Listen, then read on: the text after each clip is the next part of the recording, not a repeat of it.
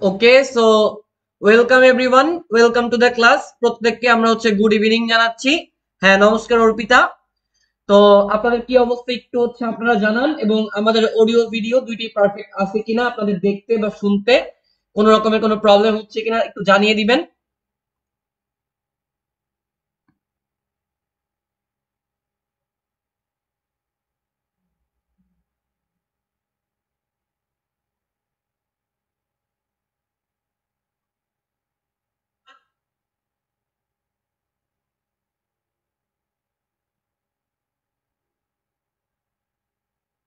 আমরা আমাদের ক্লাসটা শুরু করতে পারবো কিনা একটু জানিয়ে দেন। ওকে, আমাদের ক্লাসটা আমরা শুরু করতে পারবো কিনা এটা একটু ইম্পর্টেন্ট।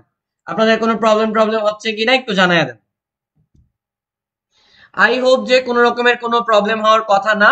আচ্ছা, অর্পিতা আমাদের জানাই দিচ্ছে ক্লিয়ার। তাহলে খুব বেশি আলতু ফালতু কথা না বলে আজকে ক্লাসটা আমরা শুরু করে দিব। ওকে, তো আমি আপাতত আমার আজকে ক্লাসটা শুরু করে দিচ্ছি। আপনারা ক্লাসে না বুঝতে পারলে রেসপন্স করবেন, কোনো ক্যালকুলেশন করতে হলে খাতা কলম ক্যালকুলেটর নিয়ে ক্লাসটা করবেন। Okay, so welcome everyone, welcome to the class. আজকে আমাদের ফিজিক্স ক্লাস হবে। তো ফিজিক্স ফার্স্ট পেপারে যে চ্যাপ্টার 8 আছে, যেটাকে আপনারা পর্যায়ভিত্তিক গতি নামে চিনেন, আজকে বেসিক্যালি আমরা পর্যায়বৃত্ত গতি জিনিসটাকে পানি পানি বানাবো। এবং আমি বিশ্বাস রাখবো আজকের ক্লাসটা যারা সম্পূর্ণ করবে, আজকের ক্লাসের পর এই অধ্যায় নিয়ে কারো কোনো কনফিউশন থাকবে না। যথেষ্ট রকমের কনসেপচুয়াল, যথেষ্ট রকমের শর্টকাট, যথেষ্ট রকমের থিওরি দিয়ে এই পুরা আপনার যে চ্যাপ্টারটা আছে, এটা যেই যে টাইপ আপনাদের অ্যাডমিশন টেস্টে আসতে পারে, প্রত্যেকটা টাইপ আমি কভার করে দেওয়ার ট্রাই করব। So once again welcome everyone, welcome to the class. তো দেখেন, আজকে আমরা যেই চ্যাপ্টারটা পড়বো এটার নাম পর্যায়ভিত্তিক গতি। তো এই যে পর্যায়ভিত্তিক গতি, এখানে আমরা দুইটা জিনিস পাবো। প্রথমত গতি। তো আমরা গতি কি এটা যদি না জানি, তাহলে আসলে পর্যায়ভিত্তিক গতি বলে কোনো লাভ নাই। তো ধরেন এইখানে আমার একটা স্থির কাঠামো আছে, এখানে আমার একটা স্থির কাঠামো আছে। তো স্থির কাঠামোর উপরে ধরেন এইটা যেই কোনো একটা পয়েন্ট। তো এই যে স্থির কাঠামোর সাপেক্ষে আমরা এই পয়েন্ট থেকে আরেকটা পয়েন্টে চলে যাচ্ছি, অর্থাৎ আমার যে একটা সরণ ঘটতেছে বা আমার যে একটা স্থান পরিবর্তন ঘটতেছে, এই পুরা জিনিসটা কি বলা হয় গতি। তাহলে স্থির কাঠামোর সাপেক্ষে কোন একটা মানুষের অবস্থার পরিবর্তন, অবস্থার পরিবর্তন। তো এই যে অবস্থার পরিবর্তন হচ্ছে, তথা আমি এক জায়গায় ছিলাম, আমি আচ্ছা বাংলা তো লেখা লাগবে না, আমি এক জায়গায় ছিলাম, একটা জায়গা থেকে শিফট হয়ে আরেকটা জায়গায় চলে গেলাম, এই জিনিসটাকেই বলবো আমরা গতি। তো এখন কথা পর্যায়ভিত্তিক গতি কি। তো পর্যায়ভিত্তিক গতি এক প্রকারের গতি। পর্যায়ভিত্তিক গতি এক প্রকারের গতি। এখন কথা কেমন গতি। তো পর্যায়ভিত্তিক গতি জিনিসটা এরকম, ধরেন এইখানে আমার একটা পয়েন্ট আছে, তাই না? গতি নির্দিষ্ট সময়ে স্থির কাঠামো সাপেক্ষে আমরা একটা পয়েন্ট থেকে আরেকটা পয়েন্টে যে মুভ করি বা অবস্থা চেঞ্জ করি, এটি গতি। আর পর্যায়ভিত্তিক গতি কেমন, ধরেন এইখানে আমার একটা পয়েন্ট আছে, তাই না? তো এই ধরেন এই পয়েন্ট থেকে আমরা এই পয়েন্টে যাই। তো এইটা আমার ধরেন 1 নাম্বার পয়েন্ট বা 1 নাম্বার একটা অবস্থান। এটা আমার 2 নাম্বার পয়েন্ট এবং 2 নাম্বার অবস্থান। তাহলে এই 1 নাম্বার পয়েন্ট থেকে যদি 2 নাম্বার পয়েন্টে আমরা একটা নির্দিষ্ট সময়ে T1 এ যাই, আবার T1 থেকে আবার একটা নির্দিষ্ট সময়ে যেটা ধরলেন T2 তে আমরা আবার এই 1 নাম্বার পয়েন্টে ফিরে আসি, তাহলে দেখেন একটা নির্দিষ্ট বিন্দু থেকে একটা নির্দিষ্ট সময়ে আরেকটা নির্দিষ্ট বিন্দুতে আমরা বারবার যাওয়া আসা করতেছি। এই যে পর্যায়ক্রমিক ভাবে, এই যে পর্যায়ক্রমিক ভাবে পর্যায়ক্রমে একটা নির্দিষ্ট বিন্দু থেকে একটা নির্দিষ্ট সময়ে আরেকটা বিন্দুতে যাচ্ছি, আবার সেই বিন্দু থেকে আগের বিন্দুতে ফিরে আসতেছি, আবার যাচ্ছি। এই যে এরকম যাওয়া আসার ফলে একটা নির্দিষ্ট সময়ে আপনার যেই একটা গতি সৃষ্টি হচ্ছে বা গতির সঞ্চার হচ্ছে, এই জিনিসটাকে আমরা বলতে পারবো পর্যায়ভিত্তিক গতি। ঠিক আছে? এবং আপনাদের সরল দোলক আছে, সরল দোলক পর্যায়বৃত্ত গতির খুবই সুন্দর একটা উদাহরণ। তো এইবার আসেন, আমরা জানি দুইটা অঞ্চল খুবই ফেমাস। এখন কোন দুইটা অঞ্চল? একটাকে আমরা বলি মেরু অঞ্চল, এবং আরেকটা যে আমার অঞ্চল আছে এইটাকে আমরা বলি বিষুবীয় অঞ্চল। এখন মেরু অঞ্চল এবং বিষুবীয় অঞ্চলে কিছু স্পেশাল বা স্পেসিফিক কিছু ঘটনা ঘটে, যেই দুইটার পার্থক্য আপনাকে জানতে হবে, নাইলে আপনি পেইনে পড়বেন। তো আমরা জানি আমাদের যেই পৃথিবীর ব্যাসার্ধ আর আছে, এইটার সাথে অভিকর্ষ ত্বরণের সম্পর্ক হচ্ছে ব্যস্তানুপাতিক। এই কথার মানে কি? আচ্ছা আমরা একটু ক্লোজ করে দেই। এই কথার মানে হচ্ছে আমাদের কেন্দ্র থেকে পৃথিবীর ব্যাসার্ধ যত বাড়তে থাকবে অভিকর্ষ ত্বরণের মান তত কমতে থাকবে, এবং অভিকর্ষ ত্বরণের মান যদি বাড়াইতে হয় তাহলে আপনাকে আপনার যে পৃথিবীর ব্যাসার্ধ বা বক্রতার ব্যাসার্ধ আছে এটাকে হচ্ছে কমাই দিতে হবে। তো আপনারা জানেন কিনা আপনাদের যে মেরু অঞ্চল আছে এই অঞ্চলে পৃথিবীর ব্যাসার্ধের মান থাকে সর্বনিম্ন, এবং বিষুবীয় অঞ্চলে পৃথিবীর যেই ব্যাসার্ধ আছে এইটার মান থাকে সর্বোচ্চ। এর ফলে মেরু অঞ্চলে আপনার অভিকর্ষ ত্বরণের মানটা হয়ে যায় সর্বোচ্চ, এবং বিষুবীয় অঞ্চলের ক্ষেত্রে এই জিনিসটা যেহেতু ঘুরে যাবে বা ব্যস্তানুপাতিক সম্পর্ক, জি এর মানটা হয়ে যাবে সব থেকে কম। এই জন্য মেরু অঞ্চলে দেখা যায় আপনি জি এর মানটা পান হচ্ছে 9.83 মিটার পার সেকেন্ড স্কোয়ার, আর বিষুবীয় অঞ্চলে মোটামুটি 9.78 মিটার পার সেকেন্ড স্কোয়ার, যেটা হচ্ছে 9.8 এর থেকে কম, আর একটা হচ্ছে 9.8 এর থেকে বেশি। এই দুটো হচ্ছে বেসিক কথা। এইবার কথা হচ্ছে আপনার মেরু অঞ্চলে কি হইতেছে, আপনার ব্যাসার্ধের মান কমতেছে, অভিকর্ষ ত্বরণের মান হচ্ছে বাড়তেছে। এবার আপনাকে একটা জিনিস জানতে হবে, এই যে আমার দোলনকাল আছে দোলনকালের সাথেও আমার অভিকর্ষ ত্বরণ বা গ্রাভিটেশনাল এক্সিলারেশন তথা স্মল জি এর মান হচ্ছে ব্যস্তানুপাতিক। তাহলে এইখানে যেটা আমার জি এর মান বাড়তেছে তাহলে অবশ্যই দোলনকাল হচ্ছে কমবে, আর এই ক্ষেত্রে আপনার অবশ্যই দোলনকাল হচ্ছে বাড়বে। এখন দোলনকাল জিনিসটা কি আসলে? দোলনকাল আমরা একটু এখানে এক্সপ্লেন করে দিই যে দোলনকাল জিনিসটা আসলে কি। এই জিনিসটা বোঝাটা খুব ইম্পর্টেন্ট। দেখেন দোলনকালকে আমরা নরমালি হচ্ছে ক্যাপিটাল টি দ্বারা হচ্ছে প্রকাশ করি, এবং এটার মানটা হচ্ছে স্মল টি ডিভাইড বাই হচ্ছে এম। তার মানে আপনার যে কোনো একটা ঘড়ি বা যে কোনো একটা সরল দোলক একটা নির্দিষ্ট সময়ে যেই কয়টা কম্পন দিবে, এন মানে হচ্ছে কম্পন সংখ্যা, টি মানে হচ্ছে একটা নির্দিষ্ট সময়। তো আপনার দোলনকাল মানে কি, যে একটা নির্দিষ্ট সময়ে আপনার যেই কোনো একটা সরল দোলক বা যেই কোনো একটা ঘড়ি বা যেই কোনো একটা পেন্ডুলাম যেই কয়টা দোলন দিবে ওইটাকে আমরা বলবো ওই বস্তুর জন্য বা ওই জিনিসটার জন্য হচ্ছে দোলন কাল। এখন ব্যাপারটা হইছে দোলনকাল জিনিসটা কি আমাদের জন্য ভালো নাকি খারাপ? দোলনকাল জিনিসটা আসলে ভালো না খারাপ এই কোশ্চেনটা হচ্ছে বোকা কোশ্চেন, বাট অথচ এই কোশ্চেনটা আপনি করতে পারেন। এই দোলনকালের উপরে আপনার যে ঘড়ি আছে এইটা যে ফাস্ট চলবে নাকি স্লো চলবে এইটার রিলেশনটা হচ্ছে কি। তো দেখেন আপনার দোলনকাল যত বাড়বে, তো দোলনকাল বাড়া মানে কি, দোলনকাল বাড়া মানে হচ্ছে দোলন হইতে বেশি সময় লাগা। দোলনকাল বাড়া মানে কি, দোলন হইতে বেশি সময় লাগা। তার মানে দোলনকাল যত বাড়বে আপনার ঘড়ি তত স্লো চলবে, কারণ আপনার দোলনকাল যদি বেশি লাগে আপনার আপনার প্রত্যেকটা যে সময় আছে সময় কাউন্ট করতে হচ্ছে বেশি টাইম লাগবে। তার মানে দোলনকাল বাড়া মানে দোলন হইতে বেশি সময় লাগা। দোলন হইতে যদি বেশি সময় লাগে ঘড়ি কি হবে, বেশি সময় লাগানোর কারণে আস্তে আস্তে স্লো হয়ে যাবে। তাহলে এইখানে বিষুবীয় অঞ্চলের ক্ষেত্রে আপনি বুঝতে পারতেছেন আপনার যে ঘড়ি আছে ঘড়ি যদি আপনি নেন ঘড়ি হচ্ছে স্লো হয়ে যাবে। আর মেরু অঞ্চলের ক্ষেত্রে অবশ্যই আপনার দোলনকাল কম হওয়ার কারণে অনেক ফাস্ট হচ্ছে আপনার সরল দোলক বিট দিতে পারবে। এই দুইটা বেসিক ডিফারেন্স কিন্তু অনেক অনেক ইম্পর্টেন্ট। দেখি কারো কোনো প্রবলেম হচ্ছে কিনা, এগুলো আবার কি আসলো কারো আচ্ছা লিজা চলে আসছে, আলাইকুম সালাম আপু, এগুলো আমি সরাই দিলাম। ওকে, কারো যদি কোনো প্রবলেম হয় একটু জানাই দিবেন কিন্তু, ঠিক আছে? কোনো প্রবলেম হলে জানাই দিবেন, আর ক্লাসটা একটু মনোযোগ দিয়ে করতে থাকেন। আমি আশা করতে পারি যে আপনার মানে এই অবধি কোনো রকমের কোনো প্রবলেম হয় নাই, একদমই বেসিক কথাবার্তা হচ্ছে আমরা বলতেছি, এখন ওইভাবে পড়াশোনা শুরু করি নাই। এইবার মোটামুটি আসেন আমরা মেইন পড়াশোনায় হচ্ছে চলে যাই। তো এইটাকে আপনি বলতে পারেন যে আজকের আমাদের মেইন টাইপ 1। তো টাইপ 1 এ আমরা অ্যাকচুয়ালি এই যে একটা দোলনকাল কনসেপ্টটা সম্পর্কে জানলাম, এই দোলনকালের একটা সূত্র প্রতিষ্ঠা করার ট্রাই করব। তো আপনাদের দোলনকাল টি আছে এইটার সাথে আপনার যে একটা সরল দোলকের যে দৈর্ঘ্য এইটার সম্পর্কটা কি, সম্পর্কটা হচ্ছে আপনার সরল দোলকের বর্গমূলের সমানুপাতিক।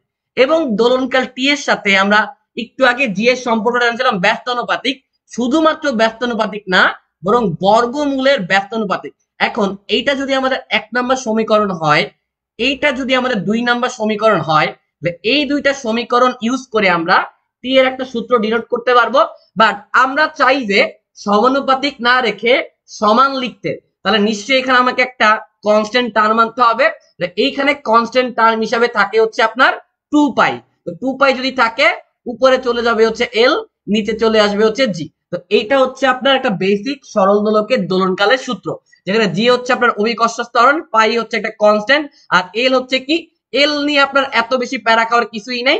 আপনি যে সরল দোলকটা নিবেন ওই সরল দোলকের নিশ্চয়ই একটা দৈর্ঘ্য আছে, ওই দৈর্ঘ্যটাকে আমরা বলবো কি, যে আপনার কি বলবো বলেন, সরল দোলকের দৈর্ঘ্য ক্যাপিটাল এল। এগুলো হচ্ছে একদম বেসিক কথাবার্তা। এখন এই সূত্র থেকে আমরা যদি একটা সরল দোলকের দৈর্ঘ্য এল বের করতে চাই তাহলে কেমনে করতে পারবো? তাহলে একটু ইজি ভাবে যদি আপনি চিন্তা করেন, আমরা যদি দুই পাশকে বর্গ করে দেই, দুই পাশকে যদি আমরা বর্গ করে দেই, আপনি মোটামুটি ভাবে দেখেন বর্গ করে দিলে এই টাইপের একটা কিছু হচ্ছে আসবে। এইখান থেকে আমরা কোনাকুনি যদি গুণ করি, দেখেন এই টাইপের কিছু একটা পাবো, এবং এইখান থেকে এল এর মানটা যদি আমরা ডিনোট করতে চাই, তাহলে এইখান থেকে আমার এই টাইপের একটা কিছু হচ্ছে আসবে। এবং এই রাশিমালার মধ্যে আমরা যে মানগুলা বসায় দিই, দেখেন এখন একটু মনে রাখবেন, আপনার যেই কোনো সরল দোলক যদি থাকে, ওই সরল দোলকের ক্ষেত্রে তার যে পর্যায়কাল এইটা হবে 2 সেকেন্ড, এইটা ফিক্সড।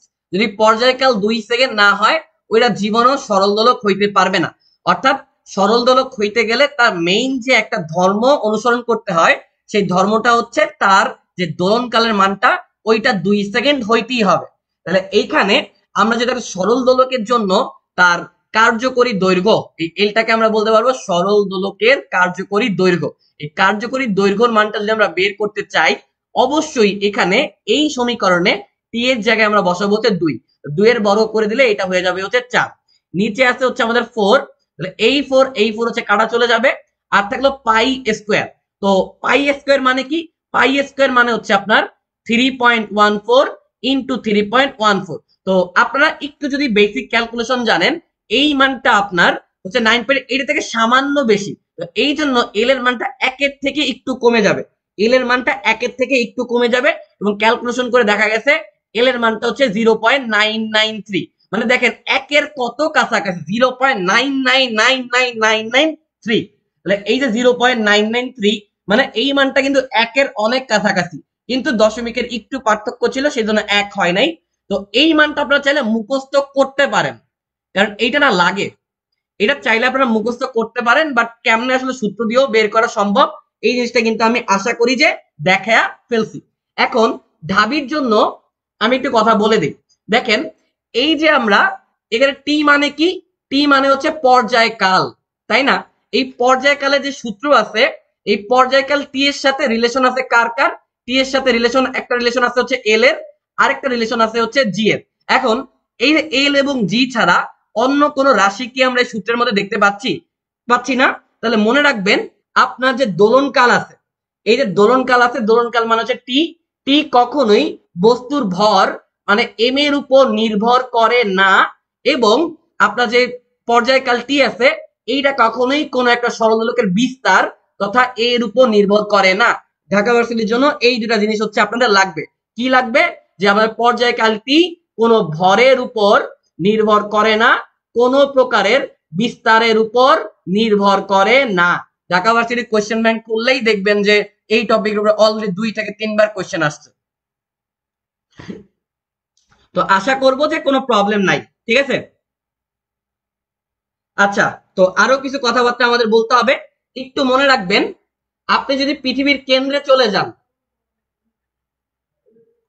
পৃথিবীর কেন্দ্র মানে একদম পৃথিবীর যে সেন্টার বা মিডল পয়েন্ট আছে, ওই সেন্টারের মধ্যে আপনি যদি চলে যান, অথবা একটা কৃত্রিম যে উপগ্রহ আছে, একটু খেয়াল করবেন যে কৃত্রিম যে উপগ্রহ আছে যেগুলো হচ্ছে পৃথিবীকে কেন্দ্র করে ঘুরতে থাকে, যাদের পর্যায়কাল 24 ঘন্টা, সেই কৃত্রিম উপগ্রহের ঠিক অভ্যন্তরে বা মাঝখানে আপনি যদি যান, ওই সেন্টারে আপনি কখনোই অভিকর্ষ ত্বরণ পাবেন না, কারণ সেন্টারের ক্ষেত্রে আপনার অভিকর্ষ ত্বরণের মানটা হয়ে যাবে হচ্ছে 0।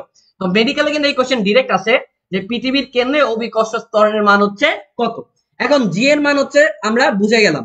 এখন একটু আপনি চিন্তা করে দেখেন, জি এর মান যদি 0 হয়, টি এর মান কত হবে? তার আগে আমরা একটু চিন্তা করে দেখি জি এর সাথে টি এর সম্পর্ক কি। একটু আগে আমরা একটু দেখাই দিচ্ছি জি এর সাথে টি এর যে সম্পর্ক, সেটা একটু আগে আমরা বলে আসছি। জি এর সাথে টি এর সম্পর্ক হচ্ছে ব্যস্তানুপাতিক, ঠিক আছে? তাহলে আমি একটু দেখাই, দাঁড়ান, এই পেজটা আমি একটু বাদ দিয়ে দিচ্ছি, একটা পেজ আমার বাদ পড়ে গেছে। ওকে, ডান।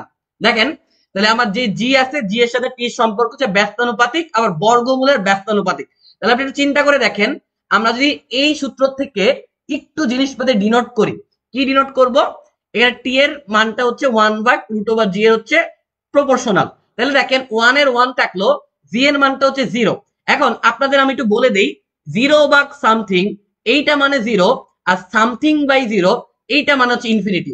সামথিং বাই 0 এটার মান আসবে ইনফিনিটি। তাহলে পৃথিবীর কেন্দ্রে আপনার যে পর্যায়কাল আছে, পৃথিবীর কেন্দ্রে আপনার পর্যায়কালের মানটা হবে হচ্ছে অসীম। অর্থাৎ একদম মাঝখানে বা সেন্টারে আপনি যদি একটা সরল দোলক নিয়ে যান, অসীম ভাবে টিং টং ডিং ডং করে দুলতেই থাকবে। এবার আসেন আমরা আরেকটা জিনিস একটু বের করার ট্রাই করি, সেটা হচ্ছে আপনার এফ এর মান। এফ মানে কি ভাইয়া? এফ মানে হচ্ছে কম্পাঙ্ক, অর্থাৎ পৃথিবীর কেন্দ্রে সরল দোলকের কম্পাঙ্কের মান কি হবে। তো আমরা জানি এফ এবং টি এর সম্পর্কটা কেমন। এফ এবং টি এর সম্পর্কটা হচ্ছে উল্টা বা ইনভার্স রিলেশন। তাহলে এফ এর মানটা হচ্ছে 1/t। তাহলে 1 ভাগ হচ্ছে ইনফিনিটি। এখন কেউ কেউ আমাকে বলতে পারেন 1/ইনফিনিটির মানটা কত? 1/ইনফিনিটির মানটা হয়ে যাবে হচ্ছে 0। তাহলে এই ক্ষেত্রে আমার পৃথিবীর কেন্দ্রে বা কৃত্রিম উপগ্রহের ভিতরে বা অভ্যন্তরে আমার যে কম্পাঙ্ক থাকবে এটা হবে হচ্ছে 0, আর অর্থাৎ ওইখানে কোনো কম্পাঙ্ক থাকবেই না। আশা করি একদমই বেসিক কথাবার্তা বলতেছি, এই বেসিক কথাবার্তাগুলো আপনারা বুঝতে পারতেছেন। তাহলে ঢাবিতে আসা একটা ম্যাথ প্র্যাকটিস করে আমরা এই ইজি পিজি কনসেপ্টটা হচ্ছে শেষ করব, ঠিক আছে? তো ধরেন একটা সরল দোলক আছে, আপনারা একটু খাতা কলম নিয়ে বসবেন, ক্যালকুলেটর নিয়ে আমি বসতে সাজেস্ট করব না। তো ধরেন যেই কোন একটা সরল দোলক আপনার লেটস সে 27.5 সেকেন্ডে আপনার 50টি পূর্ণ দোলন দেয়।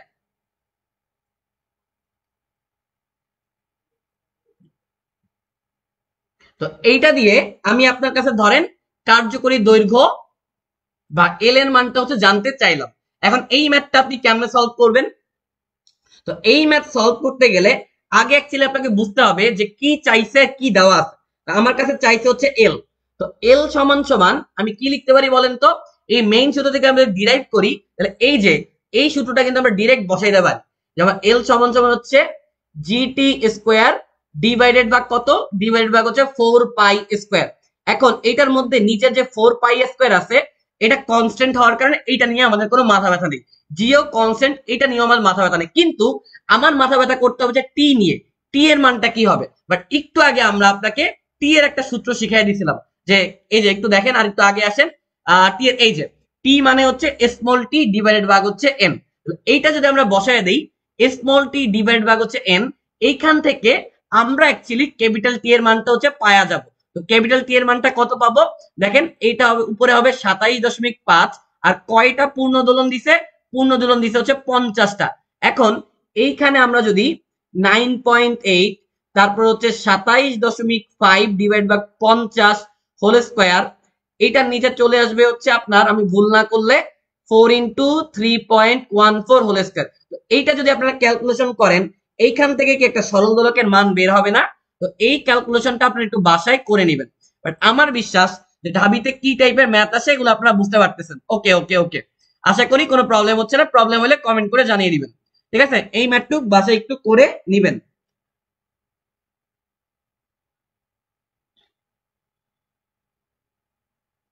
আচ্ছা, তো ঢাবিতে আসা আমরা দ্বিতীয় কোয়েশ্চেন একটু সলভ করব। ঢাবিতে আসা দ্বিতীয় কোয়েশ্চেনটা আমরা একটু সলভ করব, কারণ ঢাবির কোয়েশ্চেন গুলো প্র্যাকটিস করাটা খুবই ইম্পর্টেন্ট। তো ধরেন আপনার কাছে দুইটা সরল দোলক আছে। তো আমরা বললাম এটা হচ্ছে আমার সরল দোলক 1, এবং আরেকটা সরল দোলক যেহেতু আছে, এখন সরল দোলক আঁকানোর দরকার নাই, জাস্ট আপনি ধরে নেন আপনার কাছে মানে বাম হাতে একটা সরল দোলক 1 আছে, ডান হাতে হচ্ছে সরল দোলক 2 আছে। মানে আমি যেটা বুঝাতে চাচ্ছি আপনার দুই হাতে দুইটা আলাদা আলাদা সরল দোলক আছে। এখন কোশ্চেন আপনাকে বলছে যে একটা সরল দোলকের দৈর্ঘ্য অপর একটি সরল দোলকের দ্বিগুণ। তাহলে দ্বিগুণ মানে কি? একটা সরল দোলকের দৈর্ঘ্য আরেকটার হচ্ছে দ্বিগুণ। তাহলে এইটা যদি আমার L1 হয়, এইটা যদি আমার L2 হয়, একটা একটা দ্বিগুণ মানে প্রথমটা দ্বিতীয়টা দ্বিগুণ, তাহলে আমরা L1 সমান সমান লিখতে পারবো 2 ইন্টু L2।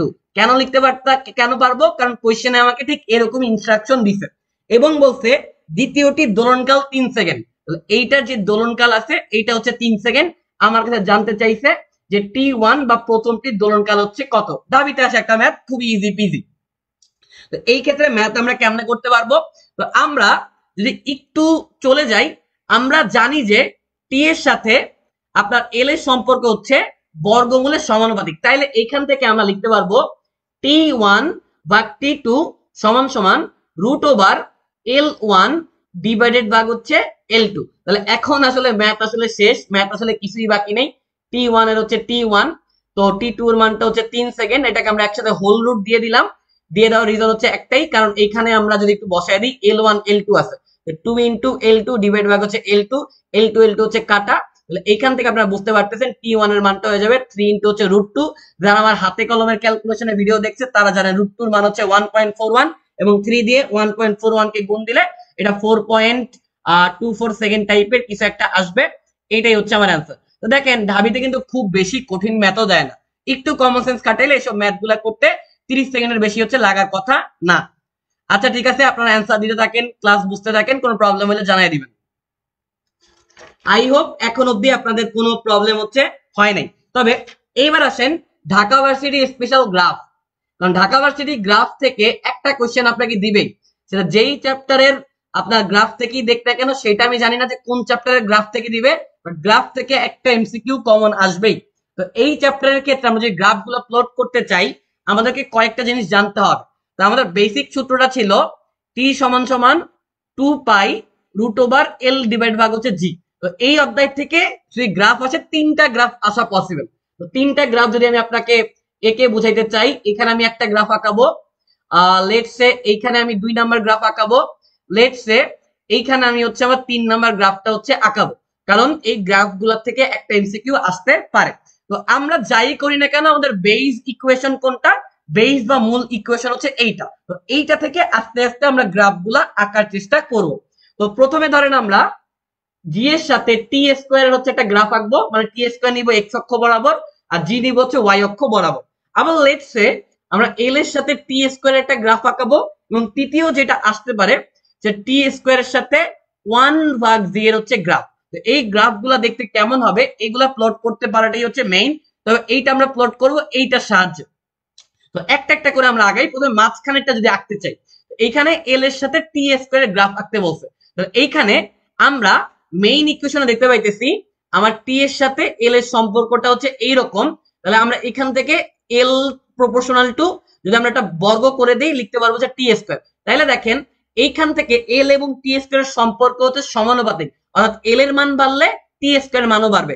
এরকম একটার সাথে একটা সম্পর্ক যদি আপনার সমানুপাতিক হয় সেই ক্ষেত্রে গ্রাফটা হবে মূল বিন্দুগামী সরল রেখা। একটু নোট করে নেন যে কোনটার সাথে কোনটার সম্পর্ক যদি সমানুপাতিক হয় চিরজীবন ওই গ্রাফটা দেখতে হবে একটা মূল বিন্দুগামী সরল রেখা। এইটা হচ্ছে আপনার মূল বিন্দু, যে মূল বিন্দু দিয়ে সরল রেখাটা চলে গেছে।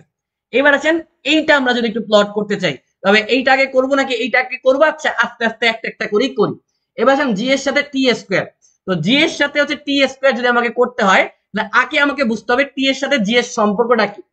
টি এর সাথে আমার জি এর সম্পর্কটা হচ্ছে এই রকম। কোত্থেকে পাইছি? মেইন সূত্র থেকে হচ্ছে আমার পাইছি। এখন আমি যদি টি স্কোয়ার বের করতে চাই, টি স্কোয়ার বের করতে চাইলে 1 এর বর্গ করলে 1 আর এটা হয়ে যাবে জি। তাহলে টি দেখেন আমি যদি ভুল না করি এইটা, তাহলে টি স্কোয়ারের সাথে দেখেন ম্যাডামরা বা স্যাররা যারাই ক্লাস করতেছেন, টি স্কোয়ারের সাথে 1/জি এর সম্পর্ক কেমন? টি স্কোয়ারের সাথে 1/জি এর সম্পর্ক সমানুপাতিক। এবং ভাই বলছি যে সমানুপাতিক সম্পর্ক হয় চিরজীবন ওই গ্রাফ হবে মূল বিন্দুগামী সরলরেখা। তাহলে দেখেন তো এই গ্রাফটা যদি আমি মূল বিন্দুগামী সরলরেখা আঁকি আপনারা কি মাইন্ড করবেন? এই গ্রাফটা যদি আমি মূল বিন্দুগামী সরলরেখা আঁকি তাহলে কি আপনারা মাইন্ড করবেন? করা উচিত না। আর বাকি আছে একটা গ্রাফ। তাহলে এইটা আমরা কেমনে প্লট করব? দেখেন টি স্কোয়ারের সাথে 1/জি এর সম্পর্ক সমানুপাতিক। তাইলে আপনার টি স্কোয়ারের সাথে দেখেন টি স্কোয়ারের সাথে আপনি যদি জি এর সম্পর্ক করতে চান তাহলে ওইটা হয়ে যাবে ব্যস্তানুপাতিক, যেটা টি স্কোয়ারের সাথে 1/জি এর সম্পর্ক হচ্ছে সমানুপাতিক, সমানু। তাইলে টি স্কোয়ারের সাথে শুধু জি এর সম্পর্কটা হয়ে যাবে ব্যস্তানুপাতিক, কারণ 1/1 সামথিং দিলে ওটা উল্টায়া যায়। 1/ সামথিং এ যদি সমানুপাতিক হয় তাহলে শুধুমাত্র জি এ হয়ে যাবে ব্যস্তানুপাতিক, বা শুধু জি এ যদি ব্যস্তানুপাতিক হয় 1/জি যদি উল্টে যাবে তাহলে হয়ে যাবে সমানুপাতিক। অর্থাৎ দেখেন কোন একটা জিনিস যদি এক্স থাকে এক্স এর সাথে কোন একটা জিনিসের রিলেশন যদি সমানুপাতিক হয়, তাহলে 1/x এর সাথে কোন একটা জিনিসের রিলেশন হয়ে যাবে ব্যস্তানুপাতিক। তাহলে আমরা টি স্কয়ারের সাথে 1/g এর সম্পর্ক দেখতে পারি যদি সমানুপাতিক, তাহলে টি স্কয়ারের সাথে শুধুমাত্র জি এর সম্পর্ক হবে হচ্ছে ব্যস্তানুপাতিক। এবং ব্যস্তানুপাতিক যেই কোনো একটা গ্রাফ দেখতে কেমন হবে, দেখতে হবে হচ্ছে এই শেপের। তো এই শেপের কেন, আপনি এই গ্রাফের মধ্যে একটা পয়েন্ট, দুইটা পয়েন্ট, তিনটা পয়েন্ট নেন। এই তিনটা পয়েন্ট নেওয়ার কি রিজন, আপনারা জানেন যে ব্যস্তানুপাতিক সম্পর্ক হওয়ার মানে হচ্ছে একটার মান বাড়লে একটার মান হচ্ছে কমবে। তাহলে আমরা দেখেন এক্স অক্ষ ওয়াই অক্ষ বরাবর যদি কিছু দাগ দেই, একটু ভালো করে লক্ষ্য করে দেখেন, আমি এক্স অক্ষ বরাবর বাম থেকে যত ডানের দিকে যাচ্ছি, এই দেখেন এই পয়েন্টের থেকে এই পয়েন্ট বেশি, এই পয়েন্টের থেকে এই পয়েন্ট বেশি। তাহলে যত আমি এক্স অক্ষ বরাবর বাম থেকে ডানের দিকে যাচ্ছি, আস্তে আস্তে আমার কি হইতেছে, মান হচ্ছে বাড়তেছে।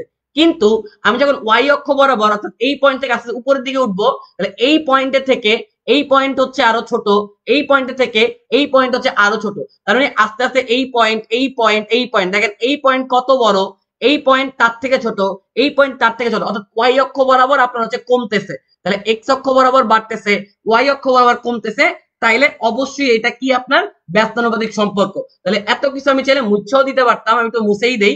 আশা করি এখন নিশ্চয়ই বুঝতে পারছেন। এখন যদি বুঝতে পারেন তাহলে আমি একটু মুছে দিলাম। তো এই তিনটা গ্রাফ আপনারা বুঝছেন কিনা এইটা একটু আমাকে কমেন্ট করে বলে দেন। এই তিনটা গ্রাফ থেকে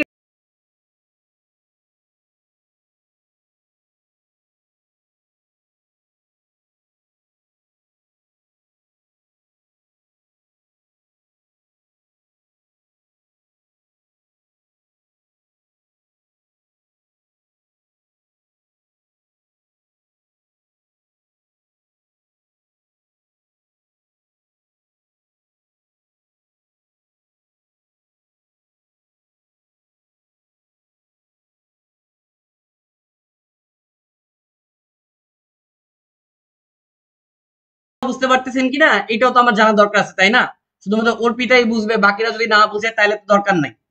এগুলা খুবই ইম্পর্টেন্ট যেই কোনো ভার্সিটির জন্য, যেই কোনো অ্যাডমিশন টেস্টের জন্য। তো ঠিক আছে, আমি আবার পড়াশোনা শুরু করি। বাকিদের আমি কমেন্ট দেখতে পাচ্ছি না, আশা করি সামনে হচ্ছে বাকিরা কমেন্ট করে তাদের মতামত হচ্ছে আমাকে জানাবে। ওকে, লিজার কমেন্ট দেখতে পাইছি, লিজাও জানাইছে যে লিজা হচ্ছে বুঝতে পারছে। ওকে, এইবার আসেন আমরা ডিফারেন্সিয়াল ইকুয়েশনে চলে যাব। তাহলে এইবার আপনারা একটু নোট করবেন যে এই টাইপটার নাম হচ্ছে ডিফারেন্সিয়াল ইকুয়েশন। তো কিসের কোন ডিফারেন্সিয়াল, কিসের কোন ইকুয়েশন, সেটা আপনারা একটু আগে হচ্ছে বুঝবেন। আচ্ছা, সুন্দর হয়নি দাগটা, সুন্দর করে দাগ দিতে হবে। ওকে, ডান। এখন আপনারা জানেন যে নিউটনের সূত্র অনুসারে এফ ইকুয়াল হচ্ছে এম এ। তো এইটা যেহেতু আমাদের নিউটনিয়ান বলবিদ্যার ক্লাস না, তাহলে এখন নিশ্চয়ই এফ সমান সমান কেন এম এ হইলো এই ব্যাখ্যা আমার কাছে জানতে চাইবেন না। তো নিউটনিয়ান বলবিদ্যায় এই এফ সমান সমান এম এ দিয়ে অনেক খেলাধুলা আমরা করছি, বাট অ্যাটলিস্ট অ্যাডমিশন ক্যান্ডিডেট হিসাবে আমি এটুক এক্সপেক্ট করতে পারি যে এফ সমান সমান এম এ, এটুক কমন সেন্স আপনাদের মধ্যে হচ্ছে আছে। এখন একটা সরল দোলকের ক্ষেত্রে, তো একটা সরল দোলকের ক্ষেত্রে তো আপনার আপনার বস্তুর ভর এবং হচ্ছে ত্বরণ থাকবে না। তো সেই ক্ষেত্রে আপনার এফ সমান সমান হয়ে যায় হচ্ছে কে এক্স। তো কে এক্স টা কি, কে হচ্ছে আপনার স্প্রিং কনস্ট্যান্ট, মানে কে এর পরিচয়টা হচ্ছে স্প্রিং ধ্রুবক। এটা লিখে নেন, কে এর পরিচয়টা হচ্ছে আপনার স্প্রিং কনস্ট্যান্ট বা স্প্রিং ধ্রুবক, আর এক্স মানে হচ্ছে সরণ, এবং বল যেদিকে প্রয়োগ করবেন সরণ হবে তার বিপরীত দিকে, বল যেদিকে প্রয়োগ করবেন সরণ হবে বিপরীত দিকে। এই জন্য এখানে একটা নেগেটিভ বা মাইনাস চিহ্ন দেওয়া হয়। তো নেগেটিভ জিনিসটা আসলে কিছুই না, এটা ডিরেকশন বা দিক ইন্ডিকেট করে যে আমি বল যেই বরাবর প্রয়োগ করব ঠিক সরণ হবে তার বিপরীত দিকে।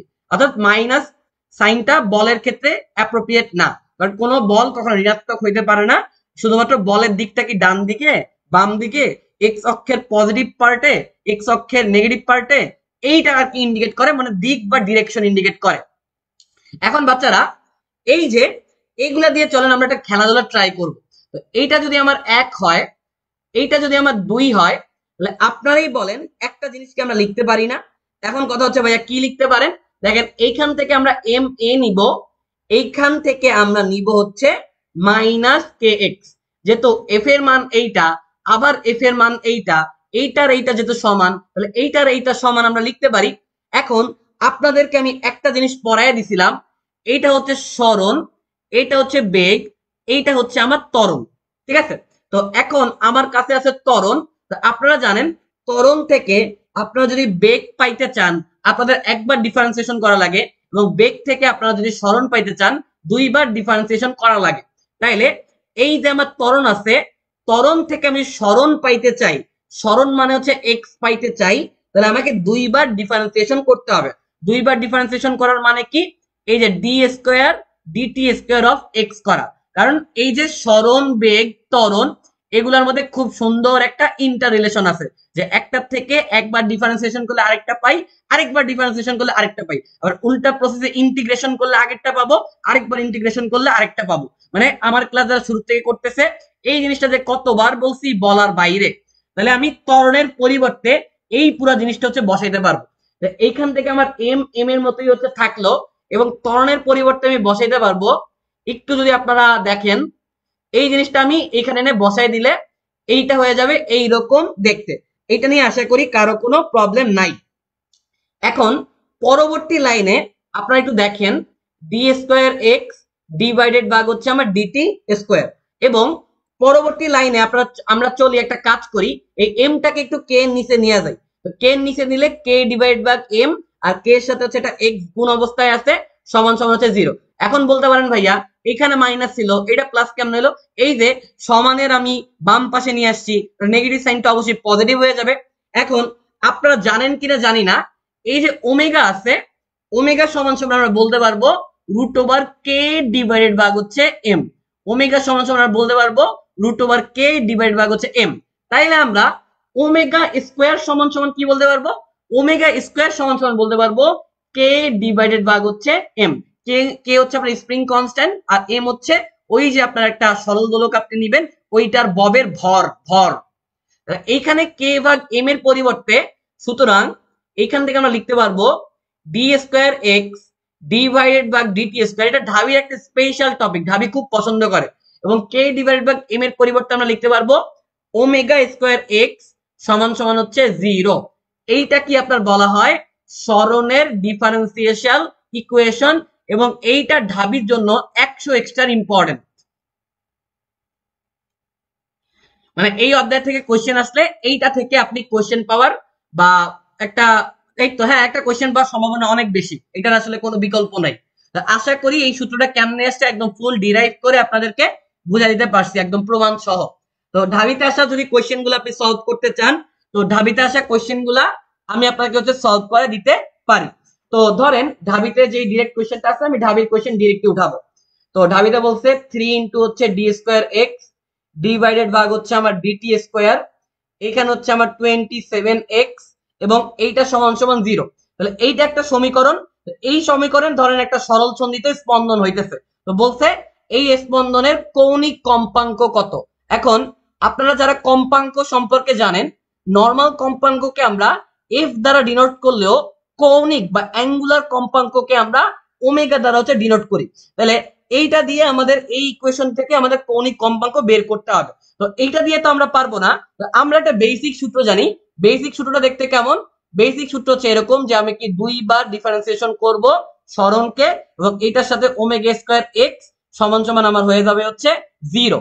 এখন এইটার সাথে আমরা এই ইকুয়েশনটাকে তুলনা করলেই ইজি পিজি ভাবে আমাদের ওমেগার মানটা হচ্ছে বের করতে পারবো। এখন এই দুইটা আমরা যদি একটু কম্পেয়ার করি তাহলে দেখবেন এইখানে একটা এক্সট্রা 3 আছে, এখানে একটা এক্সট্রা 3 আছে। আচ্ছা আমরা একটু হচ্ছে ঠিক করে দিচ্ছি, এখানে একটা হচ্ছে 27x 27x।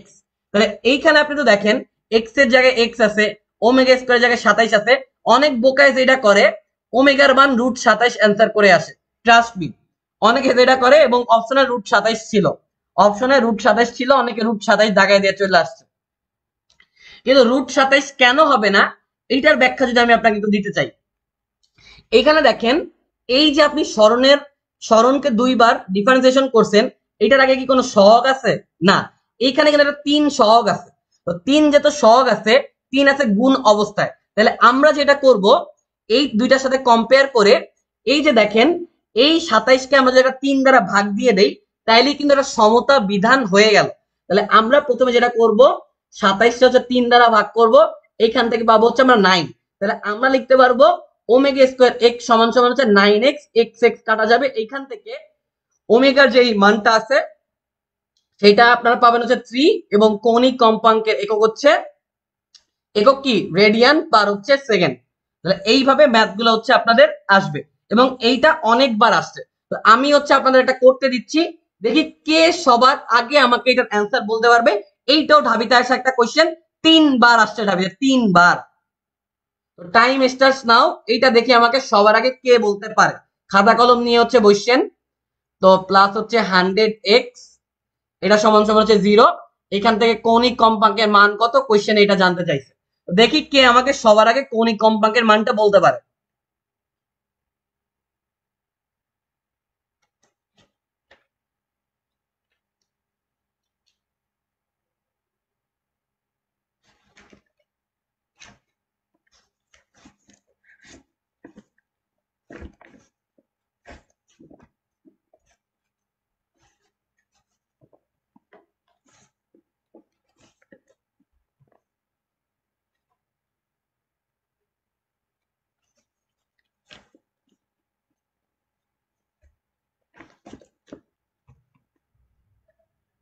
আচ্ছা, আমরা দেখি কেউ অ্যান্সার দিতে পারছে কিনা।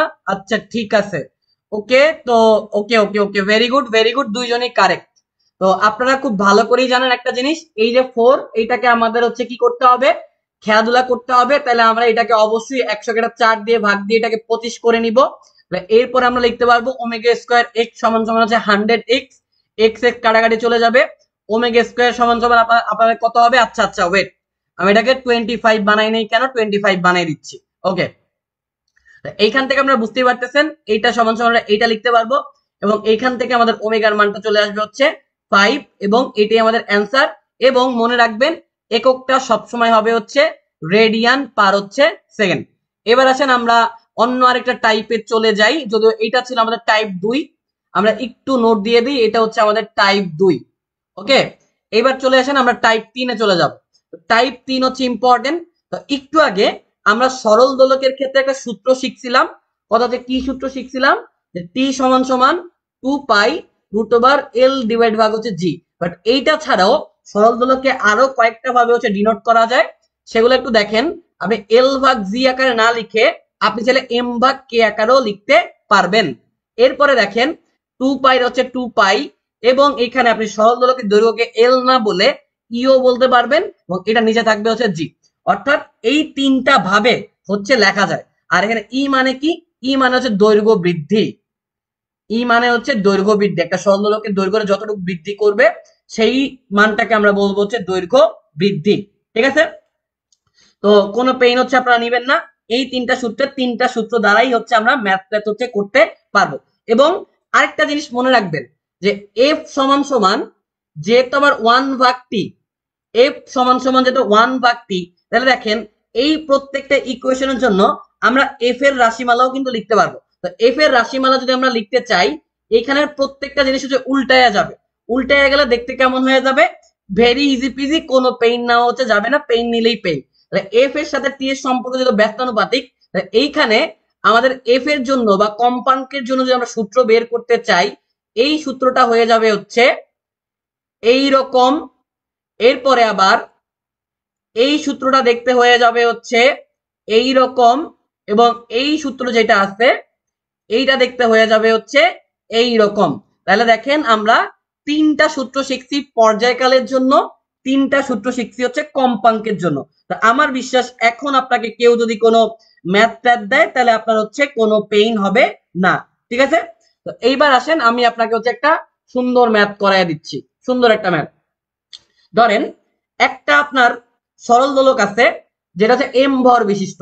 আমরা একটু বলি যে এম ভর বিশিষ্ট কোন সরল দোলকের, এম ভর বিশিষ্ট যেই কোন একটা সরল দোলকের যে বল ধ্রুবক আছে, বল ধ্রুবক বলে কনস্ট্যান্ট কে এর মান আর কি, বল ধ্রুবক আর কিছুই না, কনস্ট্যান্ট কে এর মান। এম ভর বিশিষ্ট কোন সরল দোলকের কে এর মানটা যদি দ্বিগুণ করা হয়, যদি দ্বিগুণ করা হয়, তাহলে আপনার কাছে ধরেন জানতে চাইছে একটা কোশ্চেন, এটা বলছে যে আপনার ধরেন দোলকের যে দোলনকাল কতটুকু পরিবর্তিত হবে, তাহলে টি কতটুকু পরিবর্তিত হবে। রিটেনের জন্য আসতে পারে অথবা এমসিকিউর জন্য, ঠিক আছে, কারণ এটা খুব বেশি বড় কোয়েশ্চেন না, ইজি পিজি ভাবেই করা পসিবল, কতটুকু পরিবর্তিত হবে। এইটা হচ্ছে আমাদের প্রবলেম স্টেটমেন্ট, আমরা এইটা সলভ করার চেষ্টা করব। তো আমরা একটু যদি তাকায় দেখি এম এবং কে দেওয়া আছে, এম এবং কে যেহেতু দেওয়া আছে, তাহলে আমরা এম এবং কে যুক্ত সমীকরণটা লিখবো যে টি সমান সমান 2π√m ডিভাইড বাই হচ্ছে কে। এখন আমাকে বলছে যে কে এর মানটা তারা কনস্ট্যান্ট রাখবে নাকি সরলকে বল দেবে না, দ্বিগুণ করবে। আচ্ছা, দ্বিগুণ করবে, অর্থাৎ আপনার k1 এর মান যদি k হয়, দ্বিগুণ করলে k2 এর মানটা হয়ে যাবে হচ্ছে 2k। ওকে, এবং t এর মানটা কতটুকু পরিবর্তিত হবে এইটাই হচ্ছে আমাদের কাছে জানতে চাইছে। তাহলে আমরা t এর সাথে k যে রিলেশনটা বুঝতে চাই, t এর সাথে k এর রিলেশনটা হচ্ছে বর্গমূলের ব্যস্তানুপাতিক। তাহলে দেখেন আমরা লিখতে পারবো t1 ভাগ t2, এইটা সমান সমান √ উল্টায় যাবে, উল্টায় যাওয়ার কারণে k2 ডিভাইডেড ভাগ হচ্ছে k1। এখন কোনো পেইন হচ্ছে আপনার নেওয়া যাবে না, পেইন নিলেই পেইনে পড়বে। তো আমার কাছে টি কতটুকু পরিবর্তিত হবে, মানে টি2 জানতে চাইছে, টি2 জানতে চাইছে। আমি এখান থেকে যদি টি2 বের করতে চাই, টি2 যদি আমি বের করতে চাই, তো আমরা একটু চিন্তা করে দেখি, টি2 এর সাথে এটা হচ্ছে গুণ অবস্থায় আছে। আচ্ছা, তো টি2 এর সাথে এইটা যদি আমার গুণ অবস্থায় থাকে, পরবর্তী লাইনে একটু দেখেন আমরা কি লিখতে পারবো। পরবর্তী লাইনে আমরা যেটা লিখতে পারবো, এটা গুণ অবস্থায় আছে, তাহলে উপরে থাকবে হচ্ছে আমার টি1, নিচে চলে যাবে হচ্ছে এইটা এইটা। তাহলে এইবার আমরা একটু মান বসাই দিব, আবার k1 এর মান হচ্ছে k এবং ওইটার মান 2k। তাহলে এইটা আপনি একটু কমন সেন্স দিয়ে চিন্তা করলে দেখবেন কে কে কাটাকাটি চলে যে এইখান থেকে আপনার থাকবে হচ্ছে একটা √2। তাইলে দেখেন এইটাই কিন্তু আমাদের অ্যান্সার, এইটাই কিন্তু আমাদের অ্যান্সার। যে কতটুকু পরিবর্তন হবে আমরা বলে দিব যে টি ভাগ √2 এই পরিমাণে হচ্ছে আমার পরিবর্তন হবে, এইটাই হচ্ছে আমার অ্যান্সার। বুঝতে পারছেন কিনা বললেন, বুঝতে না পারার কিছুই নাই, একদম ইজি একটা ম্যাথ, বাচ্চা ম্যাথ, পিচ্ছি বাচ্চা ম্যাথ। এরপরে চলেন দেখি কারো কোনো ইস্যু আছে কিনা। আই হোপ যে কারো বুঝতে কোনো রকমের প্রবলেম হচ্ছে না। এরপরে আমরা স্পেশাল স্পেশাল শর্টকাটে চলে যাব, দুইটা টাইপ দেখাবো, দুইটা টাইপে হচ্ছে আমার স্পেশাল শর্টকাট দিয়ে খেলে দিব। তো এইবার আমাদের হচ্ছে টাইপ 4। টাইপ 4 আসলে আমি একদম হাহারি দিয়ে দিব। অনেকে এই ম্যাথ হচ্ছে অনেক কি বলবো গরুর রচনা লিখে করবে, গরুর রচনা না, আমরা ম্যাথ করব হচ্ছে 2 সেকেন্ডে। তো কেমনে সম্ভব, আগে দুইটা টাইপ আমি একটু আপনাকে বুঝিয়ে দিই যে কোন দুইটা টাইপের ক্ষেত্রে শর্টকাট গুলো আপনি হচ্ছে প্রয়োগ করবেন। তো আপনাকে বললো যেই কোনো একটা সরল দোলক আছে, তাই না? তো সরল দোলকের পর্যায়কাল, ধরেন আপনার আমি বললাম যে সরল দোলকের যে পর্যায়কাল আছে, সেই পর্যায়কাল যদি n গুণ করা হয়, পর্যায়কাল n গুণ করলে আপনার কাছে বলবে যে একটা সরল দোলকের পর্যায়কাল এত ছিল, সেটা যদি আমি 2 গুণ বাড়ায় দেই, 3 গুণ বাড়ায় দেই, অর্থাৎ n গুণ বাড়ায় দেই, তাহলে তাহলে দৈর্ঘ্যের মান কি হবে, দৈর্ঘ্যের মান কি হবে, অর্থাৎ সরল দোলকের কার্যকরী দৈর্ঘ্যের মান কি হবে। আর দ্বিতীয় যে টাইপটা আছে, দ্বিতীয় টাইপটা অনেকটাই সিমিলার। যদি বলে কোন একটা সরল দোলকের দৈর্ঘ্য যদি n গুণ করা হয় বা n গুণ করলে, আপনার কাছে ধরেন জানতে চাইছে দোলনকালের মানের কি পরিবর্তন হবে, দোলনকালের মানের কি পরিবর্তন হবে বা দোলনকালের মান হচ্ছে কত হবে। তো আসেন দুইটার ক্ষেত্রে আমি শর্টকাট দিয়ে দিচ্ছি। প্রথমটার ক্ষেত্রে দৈর্ঘ্য জানতে চাইছে, এইটা স্পেশাল শর্টকাটটা হচ্ছে স্পেশাল শর্টকাট L2 ভাগ L1 সমান সমান হচ্ছে n²। এখন কথা হইছে L2 কি, L2 মানে হচ্ছে পরবর্তীতে বাড়ায় দেওয়ার পরে দৈর্ঘ্য কি, আর L1 মানে হচ্ছে সরল দোলকের আগে দৈর্ঘ্য কি ছিল। আর n মানে কি, n মানে হচ্ছে কত গুণ করছে সেইটা, 2 গুণ করলে 2, 3 গুণ করলে 3, 10 গুণ করলে 10।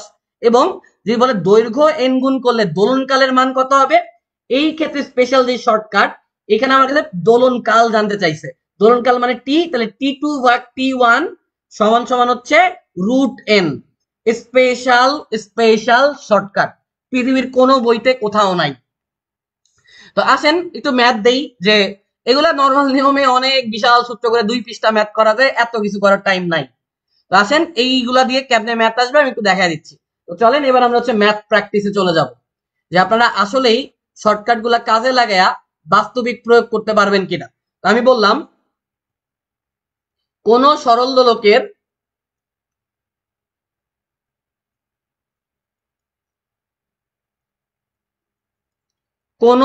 দোলকের দৈর্ঘ্য কত বলবো বলেন?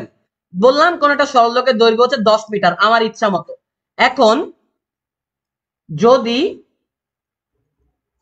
এর পর্যায়কাল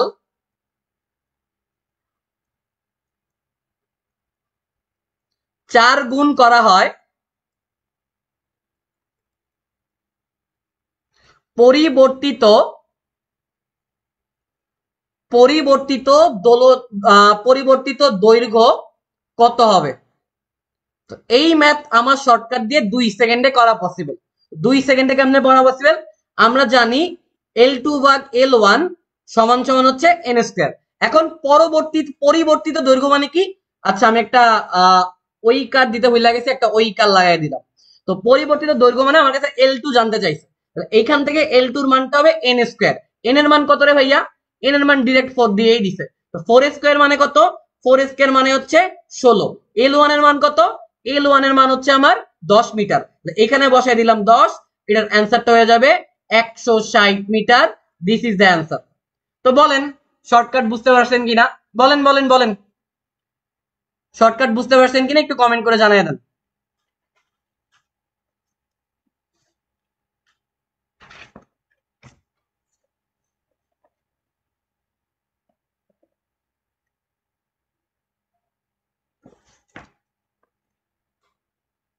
হ্যাঁ, very good very good very good. I hope যে আপনাদের বুঝতে কোনো প্রবলেম হয়নি, আর এই টাইপের ম্যাথ যদি আসে আপনারা অবশ্যই অবশ্যই সলভ করতে পারবেন। ওকে, তো আমি হচ্ছে আমার পরবর্তী ম্যাথে চলে যাই। তো এই দুইটা শর্টকাট কিন্তু ভেরি ভেরি স্পেশাল। তো আপনারা একটু হচ্ছে ভালো করে নজর রাখেন। দ্বিতীয়টা দিয়ে আমি ম্যাথ করাইলাম না, যে বলতাম একটা সরল দোলকের দৈর্ঘ্য এত, এইটাকে যদি আমি 5 গুণ করি তাহলে দোলনকাল কত হবে, সেই ক্ষেত্রে আপনারা এই শর্টকাটটা দিয়ে হচ্ছে ম্যাথটা করবেন। তো এগুলা কিন্তু অনেক যত্নে তৈরি করে এগুলো আপনাদের। আচ্ছা ঠিক আছে, ওকে ওকে ওকে, আসেন। এইবার আমাদের টাইপ, এই ধরেন টাইপ আমাদের কত চলতেছে? টাইপ 4 চলতেছে। এইবার আসেন আমাদের টাইপ 5। টাইপ টাইপ লেখা লাগবে না, T5 লিখে দেই। T5 লিখলে আপনারা বুঝবেন এটা হচ্ছে টাইপ 5। তো টাইপ 5 এ ধরেন আমি আপনাকে একটা কমন সেন্স আর কি দেওয়াই। ধরেন আমাদের একটা পৃথিবী আছে, এইটা হচ্ছে আমাদের পৃথিবী, আর আমাদের হচ্ছে এটা গুলু গুলু চাঁদ। এইটাকে আমরা বললাম হচ্ছে আর্থ মানে পৃথিবী, এবং এইটাকে আমরা বললাম হচ্ছে চাঁদ মানে হচ্ছে মুন। আপনার বাম পাশে আছে পৃথিবী, ডান পাশে আছে হচ্ছে চাঁদ। এখন পৃথিবীর অভিকর্ষ ত্বরণের মানটা কত? 9.8। চাঁদের অভিকর্ষ ত্বরণের মান কত? এইটা আমি আপনাদেরকে বের করানো শিখাইছিলাম, আপনাদের মনে আছে কিনা জানি না। 6/1 পৃথিবীর অভিকর্ষ ত্বরণের 6/1 হচ্ছে চাঁদের অভিকর্ষ ত্বরণ। এইটা হয়ে যাবে হচ্ছে 1.6। এখন আমি বললাম যে একটা সরল দোলক আমি পৃথিবীর মধ্যে রাখলাম, একটা সরল দোলকরে আমি পৃথিবীর মধ্যে রাখলাম, এবং সেই সরল দোলকটা পৃথিবীর মধ্যে ঠিকঠাক দোলন দিল বা ঠিকঠাক সময় দেখাইলো। কিন্তু এইটাকে যদি আমি চন্দ্র পৃষ্ঠে নেই, তাহলে পৃথিবী পৃষ্ঠের 1 ঘন্টা সমান সমান চন্দ্র পৃষ্ঠে কত হবে? অর্থাৎ এই সরল দোলকটা পৃথিবীতে 1 ঘন্টা ধরে হচ্ছে দুললো, মানে এই সরল দোলকটা চাঁদে নিলে কত ঘন্টা ধরে হচ্ছে দুলবে? এইটা ঢাকা ইউনিভার্সিটিতে আসা আমার যেই সিনিয়ররা ছিল, আমার সিনিয়র মানে হচ্ছে 17-18 ব্যাচ, 17-18 ব্যাচে হচ্ছে এই কোয়েশ্চেনটা অলরেডি আসছে। দেখছেন ঢাকা ভার্সিটি কত সুন্দর সুন্দর কোয়েশ্চেন দেয়, যে আপনার পৃথিবীতে হচ্ছে একটা সরল দোলক আছে যেটা পৃথিবীতে হচ্ছে আপনার 1 ঘন্টা ধরে দুলে। তো এটা যে চাঁদে নেন, চাঁদে হচ্ছে সে ঠিক কতটুকু দুলবে? নিশ্চয়ই চাঁদে যেহেতু অভিকর্ষ ত্বরণের মান আলাদা, আপনি বুঝতেই পারতেছেন পৃথিবীতে 1 ঘন্টা দুললে চাঁদে নিশ্চয়ই 1 ঘন্টা দুলবে না। তো এই ম্যাথটা আমরা কেমনে করব? তো এই ম্যাথটার ক্ষেত্রে আমাদের কাছে যেটা চাঁদের দোলনকাল জানতে চাই, এই 1 ঘন্টা কি? 1 ঘন্টা হচ্ছে দোলনকাল। অর্থাৎ T1 এর মানটা হচ্ছে আমার 1 ঘন্টা, এবং চাঁদের দোলনকাল বা T2 এর মানটা আমার কাছে হচ্ছে জানতে চাইছে। এইটার জন্য স্পেশাল স্পেশাল যে শর্টকাটটা আছে, আমরা এগুলোকে আসলে T1 না বলে, T1 T2 না বলে, যেহেতু পৃথিবী পৃথিবী মানে আর্থ, তাহলে TE বললাম, চাঁদ মানে মুন মানে TM বললাম। এইটার জন্য স্পেশাল স্পেশাল যে শর্টকাট, মানে আপনাকে যদি এরকম দোলনকাল এবং অভিকর্ষ ত্বরণ দিয়ে কোনো ম্যাথ দেয়, জি এবং টি দিয়ে যদি কোনো ম্যাথ দেয়, এটা শুধুমাত্র এই ম্যাথ না, জি এবং টি দিয়ে যেই ম্যাথ পৃথিবীতে দেখ না কেন, এইটার ক্ষেত্রে আপনারা যেই সূত্র দিয়ে ম্যাথ করবেন, যে টি এম ডিভাইডেড বাই হচ্ছে টিই, এইটা সমান সমান রুট ওভার জিই ডিভাইডেড ভাগ হচ্ছে জিএম। এখন আসলে এই শর্টকাট দিয়ে ম্যাথ করা পসিবল কিনা চলেন আমরা দেখি। আমার কাছে জানতে চাইছে টিএম, তাহলে এইটা সমান সমান জিই, তো জিই মানে হচ্ছে 9.8, এইটা মানে হচ্ছে আমার জিএম 1.6 ইন্টু টিই, টি মানে হচ্ছে 1 ঘন্টা। এখন অপশনগুলো ঘন্টাতেই ছিল তাই সেকেন্ডে নেওয়ার কোনো দরকার নেই, অপশনগুলো ঘন্টাতেই ছিল তাই সেকেন্ডে নেওয়ার কোনো দরকার নাই। তো মোটামুটি ভাবে এইটাই অ্যান্সার, মানে অপশনে আপনার এইভাবে ছিল, মানে আপনাদের কষ্টও করায়নি, ঢাবি আপনাদেরকে কষ্টও করায়নি, জাস্ট এইভাবেই অ্যান্সার দিয়ে দিছে। বাট আপনারা জানেন যে 9.8 এবং 1.6 এটাকে আমরা কাটাকাটি করলে √6 পাবো, এটা দিয়ে এটাকে কাটলে আমরা হচ্ছে √6 হচ্ছে পাবো। তো স্পেশাল শর্টকাটটা বুঝছেন কিনা এইটা হচ্ছে ইম্পর্টেন্ট, যে জি এবং টি দিয়ে কোনো ম্যাথ দিলে, জি এবং টি দিয়ে কোনো ম্যাথ দিলে ডিরেক্ট এই স্পেশাল শর্টকাটে বসাই দিব, আর কোনো কথা নেই, যা দিব যা বলবো ঢাকা ভার্সিটি না দুনিয়ার যেই কোনো এমআইটিও কভার হয়ে যাবে। আশা করব এই টাইপটা ক্লিয়ার হয়েছে। আমরা কিন্তু আস্তে আস্তে আপনাদের সাথে কোয়েশ্চেন ব্যাংকও কিন্তু অ্যানালাইসিস করে ফেলতেছি, কারণ ঢাকা ভার্সিটিতে আসা কোয়েশ্চেন কয়েকটাই সলভ করায় ফেলছি। এবার আসেন আমাদের টাইপ 6। এখন টাইপ 6 এ অ্যাকচুয়ালি আমরা হচ্ছে কি দেখব, টাইপ 6 এ আমরা হচ্ছে সরল দোলন গতি সম্পর্কে জানার চেষ্টা করব। এই টাইপটাকে আমরা বললাম একটু সুন্দর করে লিখি, দাঁড়ান একটা সেকেন্ড টাইম দিন, সরল দোলন গতি। তো সরল দোলন গতি যদি আমরা বুঝতে চাই, আমাদেরকে সরল দোলন গতির বেসিক যে ইকুয়েশনটা বিজ্ঞানী দিয়ে গেছেন সেই ইকুয়েশনটা জানতে হবে। তো সরল দোলন গতির যে ইকুয়েশন আছে সেখানে বলা হয়েছে যে সরল দোলন গতি y সমান সমান a sin omega t plus হচ্ছে ধরেন ডেল্টা। তাহলে এখানে a মানে কি, a মানে হচ্ছে আপনার বিস্তার, আর সরল দোলকটা ঠিক কত বিস্তারে দুলতেছে। তারপরে ওমেগা মানে কি, ওমেগা মানে কৌণিক কম্পাঙ্ক, এটা আপনারা জানেন। আর এই যে আপনার ডেল্টা দেখতে পাচ্ছেন, ডেল্টা মানে হচ্ছে আদি দশা কোণ, অর্থাৎ দোলন শুরু হওয়ার আগে সে ঠিক কত কোণে ছিল, দোলনটা শুরু হওয়ার আগে সে ঠিক কত দশায় বা কত কোণে ছিল, এটাকে আমরা বলি আদি দশা কোণ। এইটা দিয়ে হচ্ছে আমাদের বিভিন্ন রকম খেলাধুলা করতে হবে। বাট আমার যেই মানে বিশ্বাস আপনারা মোটামুটি ভাবে অ্যাকচুয়ালি বুঝতে পারছেন যে কিভাবে কি হচ্ছে করতে হয়। ওকে, তো এগুলো দিয়ে আপনাদের হচ্ছে বিভিন্ন রকমের ম্যাথ দিবে, সো ম্যাথ গুলো হচ্ছে আপনাদের সলভ করতে হবে। এর জায়গায় আপনারা এ এর মান বসাবেন, ওমেগার জায়গায় ওমেগার মান বসাবেন, টি এর জায়গায় টি এর মান বসাবেন, তাইলে আমার বিশ্বাস যেই কোনো ম্যাথ যদি আপনাদেরকে দেয় তাহলে আপনারা এই ম্যাথ গুলো হচ্ছে সলভ করতে পারবেন, কোনো পেইন হচ্ছে আপনাদেরকে হবে না। তো এবার আসেন আমরা জগন্নাথ ইউনিভার্সিটিতে আসা রিটেন সলভ করব। জগন্নাথ ইউনিভার্সিটিতে আসা 18-19 সেশনের রিটেন আমরা সলভ করব। রিটেনে ফিজিক্সে যেই আসছিল সেইটা আমরা সলভ করব। তো রিটেনে তারা বলছে যেই কোনো একটা পৃথিবীর যেই কোনো একটা, আচ্ছা আমরা একটু অপর পৃষ্ঠায় মনে চলে গেলে সুবিধা হবে। পৃথিবীর যেই কোনো একটা সরল দোলক নিছি, নেবার পরে তার গতিটা আমরা পাইছি y সমান সমান 20 sin 10t মাইনাস পাই ভাগ হচ্ছে 6। এটা তারা বলছে যেই কোনো একটা সরল দোলক নেওয়ার পরে আমরা এইটা হচ্ছে পাইছি, এবং এইটা দেওয়ার পর অনেক কিছু হচ্ছে আমাদের কাছে হচ্ছে জানতে চাইছে। কি কি জানতে চাইছে আমি একটু বলে দিই, 5টা রাশি মনে জানতে চাইছে, কম্পাঙ্ক জানতে চাইছে, সর্বাধিক সরণ, সর্বাধিক সরণ জানতে চাইছে, বেগ জানতে চাইছে, ত্বরণ জানতে চাইছে। মানে একটা ম্যাথ দিয়ে সবগুলা ম্যাথ প্র্যাকটিস হয়ে যাবে। জগন্নাথ ভার্সিটিতে আসা ভালো একটা কোয়েশ্চেন। তো এই ম্যাথটা আমরা সলভ করব। এখন এই ম্যাথটা অ্যাকচুয়ালি কেমনে সলভ করা পসিবল, আমরা এইটাকে আমরা যে আদর্শ সমীকরণ শিখছি সেই আদর্শ সমীকরণের সাথে একটু তুলনা করার চেষ্টা করব, তুলনা করলেই ম্যাজিক হবে। তো আদর্শ সমীকরণটা কোথায়, এইখানে আছে, এইখানে হয়ে যাবে হচ্ছে ওমেগা টি প্লাস হচ্ছে আমাদের আদি দশা কোণ তথা ডেল্টা।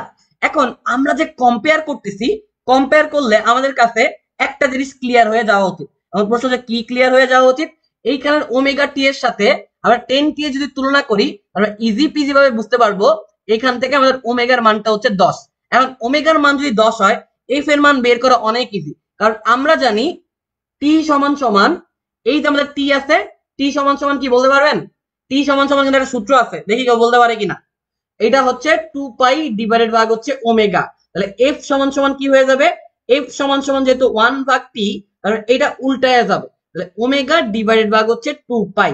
তাহলে ওমেগার মান হচ্ছে 10 আর হচ্ছে 2 ইন্টু 3.14, তাহলে নিচে হচ্ছে 6.28, উপরে হচ্ছে 10, তো মোটামুটি ভাবে 1.6 হার্জের কাছাকাছি একটা ভ্যালু হচ্ছে আসবে। তো একটা কাজ হচ্ছে আমাদের শেষ।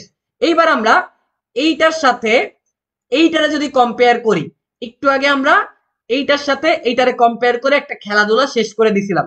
এবার এইটার সাথে যদি আমরা এইটারে কম্পেয়ার করি, আমরা ইজি পিজি ভাবে বুঝতে পারবো যে বিস্তার হচ্ছে 10। এখন বিস্তার যদি 10 হয়, মনে রাখবেন বিস্তার হচ্ছে সর্বোচ্চ সরণের সমান। বিস্তার হচ্ছে সর্বোচ্চ সরণের সমান। চিরজীবন মনে রাখবেন এক্স ম্যাক্স মানে সর্বোচ্চ সরণ চিরজীবন যেই কোনো একটা সরল দোলকের বিস্তারের সমান। তাহলে এ সমান সমান যদি 20 হয়, এক্স এক্স ম্যাক্স এর মানটাও কত হবে? এক্স ম্যাক্স এর মানটা হবে হচ্ছে 20। তাহলে এইটা হচ্ছে আমাদের একটা অ্যান্সার, এইটা হচ্ছে আমাদের একটা অ্যান্সার। তাহলে এখান থেকে এইটা ডান, এইটা ডান। এবার আছেন বেগ এবং হচ্ছে ত্বরণ। তো ভাইয়া আপু যারাই আপনারা ক্লাস করতেছেন, আমি আপনাদের একটা কথা বলছিলাম যে সরণরে একবার ডিফারেন্সিয়েশন করলে আমরা পাই বেগ, বেগরে আমরা একবার ডিফারেন্সিয়েশন করলে পাই ত্বরণ। এই কথা বলতে বলতে আমি ক্লান্ত হয়ে গেছি। তো আমরা যদি বেগ বের করতে চাই, আমরা কি করব? বেগ বের করতে চাইলে সরণ বেটা যেটা আছে, ওই সরণ বেটার একবার ডিফারেন্সিয়েশন করে দিব। ডিফারেন্সিয়েশন করব ডি ডিটি অফ সরণে যে রাশিমালা আছে, যে 20 সাইন তারপরে কত 10t মাইনাস পাই বাই 6। সামনে আমি আপনাদের ক্যালকুলাস পড়াবো, বাট এখন একটু বেসিক নলেজ থাকলে আমার বিশ্বাস আপনারা বুঝতে পারবেন।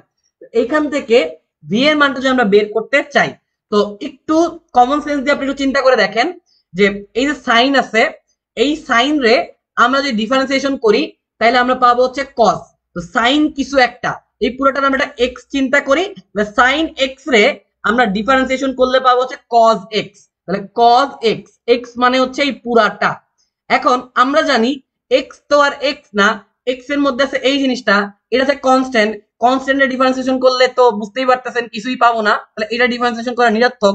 10t রে আমরা টি এর সাপেক্ষে ডিফারেন্সিয়েশন করলে আমরা পাবো একটা 10। তাহলে এই 10 এই 20 এর সাথে গুণ হয়ে যাবে হচ্ছে 200। এই যে আমার ডিফারেন্সিয়েশন কিন্তু শেষ। এখন এইটাই আমার ডিফারেন্সিয়েশন, এইটাই তো জানতে চাইছি যে গতিবেগ এবং ত্বরণ নির্ণয় করো। এবার হচ্ছে ত্বরণ। ত্বরণ যদি আমরা বের করতে চাই, আমরা যেটা করব যে বেগরে একবার ডিফারেন্সিয়েশন করে দিব। তো বেগরে যদি আমরা ডিফারেন্সিয়েশন করতে চাই, ডি ডিটি অফ বেগ, বেগ মানে হচ্ছে 200 cos 10t minus pi by 6। এখন তোমরা জানো কিনা আমি জানি না যে cos রে আমরা যদি ডিফারেন্সিয়েশন করি আমরা পাই হচ্ছে মাইনাস সাইন, আর এইটাকে আমরা x হিসাবে চিন্তা করব। তাহলে cos x রে করলে পাবো মাইনাস সাইন x। এখন আবার সেম কথা, x এর জায়গায় তো আর x নাই, আছে এই পুরো জিনিসটা, তাহলে এইটারে তো করা নিরর্থক কারণ এটা কনস্ট্যান্ট। বা 10t আমরা করলে পাবো 10, এই 10 এই 200 সাথে গুণ হয়ে গেলে হয়ে যাবে হচ্ছে মাইনাস 2000। তাহলে এইটা আমার একটা অ্যান্সার, এইটা হচ্ছে আমার একটা অ্যান্সার। দেখেন তো জগন্নাথ ভার্সিটিতে আসা রিটেনটা আমরা সলভ করে ফেলছি কিনা। জগন্নাথ ভার্সিটিতে আসা রিটেনটা আমরা সলভড। কেউ বুঝতে না পারলে জানায় দেন, বুঝতে না পারলে জানায় দেন। জগন্নাথও রিটেন আছে, আমি তো মনে হয় বাংলাদেশে নাই, চাঁদে আছে। জগন্নাথও রিটেন ছিল, জগন্নাথ গতবার হচ্ছে জিএসটি তে ঢুকছে, গতবার জিএসটি তে ঢোকার পর থেকে রিটেন হচ্ছে বাদ হয়েছে। বাট তার আগে যখন ঢাকা ভার্সিটিতে রিটেন শুরু ছিল, জগন্নাথও তখন রিটেন ছিল।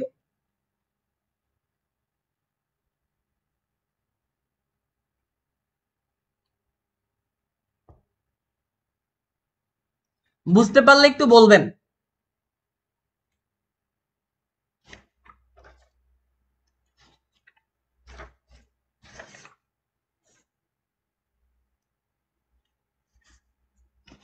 চাঁদে থাকা ভালো, লিজা যদি চাঁদে থেকে থাকো, চাঁদে তুমি অনেক ভালো লাফালাফি করতে পারবা। মানে চাঁদে হচ্ছে লাফালাফি করার জন্য অনেক সুযোগ সুবিধা আছে।